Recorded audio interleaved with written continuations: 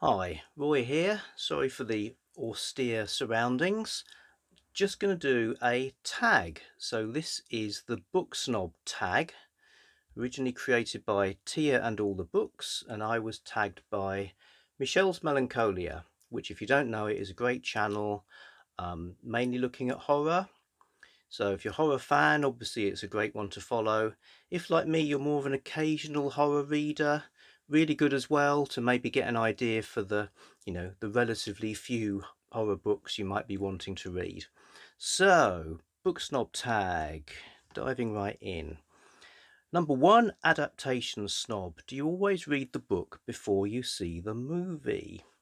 Not always. I think that would be impossible, though I haven't seen a great many movies recently, but yeah, sometimes if it's something that I think is going to mean a lot or something I've been really looking forward to, I would make the effort. I did back in the 80s when Inspector Morse started, which probably just seems like some ancient old detective series now, but at the time it was quite unusual to have like a long form, differently toned kind of crime show. And after the first episode, I like rapidly read like as many books as possible so I had actually read the books before I saw it on the telly. So yeah, sometimes. Number two, format snob. You can only choose one format in which to read books for the rest of your life. Which one do you choose? Physical books, ebooks, or audiobooks? Not easy because they've all got their merits, but I'm definitely going to say physical books because personally I'm a lover of the whole thing of books, artwork, covers, the physicality of them, even like the batteredness and scars of secondhand books. So definitely would be physical. Ship snob. Not sure what the ship element is. Would you date or marry a non-reader? Well, look at the evidence. I've been married for nearly 30 years to someone who reads like more than I do, um, which is great. And also differently, we do overlap a bit, but we tend to read like different things, but we're kind of interested enough in what the other one reads to be able to talk about things. But yeah, I'm gonna say that would be a no. Number four, genre snob. You have to ditch one genre, never to be read again for the rest of your life. Which one do you ditch? I'm tempted to say literary fiction, basically because that's probably what I read numerically in terms of number of books less of. However, I think that would be foolishness because what I do read I really like and makes much more of an impression. And also it's a bit like saying you want fiction but you don't want literature is a bit like saying, I want technology but I don't want science.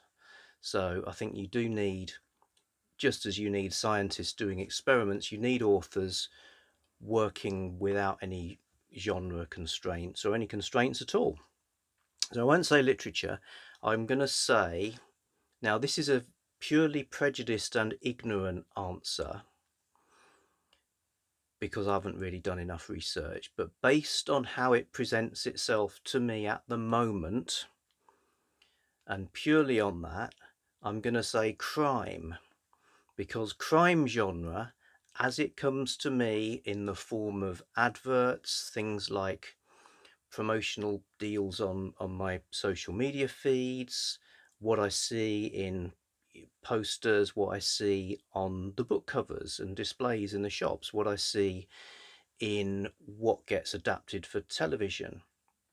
All of that gives me the impression, probably false, but gives me the impression as a potential reader that modern crime is all about damaged detectives, middle-aged detectives with a problem and with a past, and their past is haunting them and is somehow going to be something to do with solving the case. So it's those sort of characters, usually playing cat and mouse games with serial killers. So basically, the probably false impression I get from modern crime is it's a genre that's all about, it's kind of middle-aged misery porn with a side order of prurient misogyny because of, you know, the dead bodies. It's usually women's bodies, so there's all of that as well. So to me, it just looks like a pile of middle-aged, steaming, offensive, not very good material. But I'm willing to be proved wrong, and like I say, that's just about the marketing. Even the books that look like that might be better than I think they are. But for now, crime, you're out of here. Modern crime, I'm not going to spend the rest of my life never reading The Long Goodbye or Sherlock Holmes again. So if you're allowed to divide genres up like that, that's what I'm saying. Uber genre snob. You can only choose to read from one genre for the rest of your life. Which genre do you choose? Not crime. I'm going to say science fiction, because science fiction, it's about ideas, it's about fresh perspectives.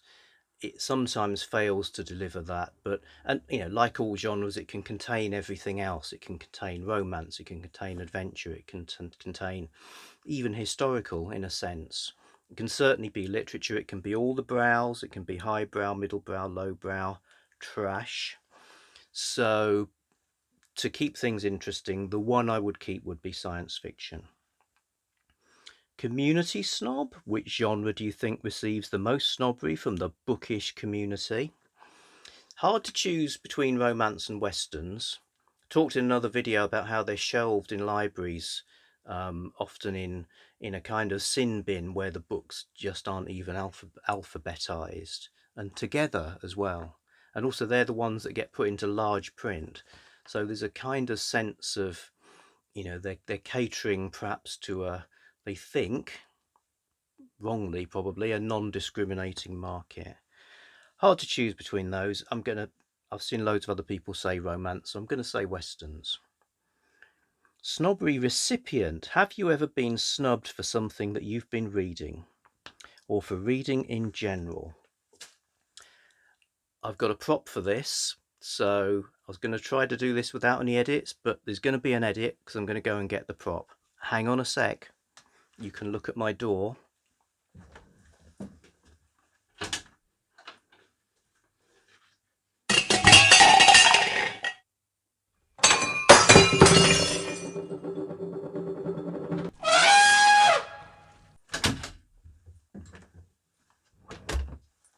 I'm back. In terms of being snubbed for something I've been reading, let me just say, I wish if I had my life over again, I would not have been proudly brandishing a book called The Shaving of Shagpat at secondary school when I was 14 years old. Nothing against the book, but it's called The Shaving of Shagpat. You just can't come back from things like that. So that's the tag. As usual, I've not thought at all about any people to tag, so I'm just going to say, please, if you think this is interesting, tag yourselves, and I'll see you soon with some other stuff. Okay, bye.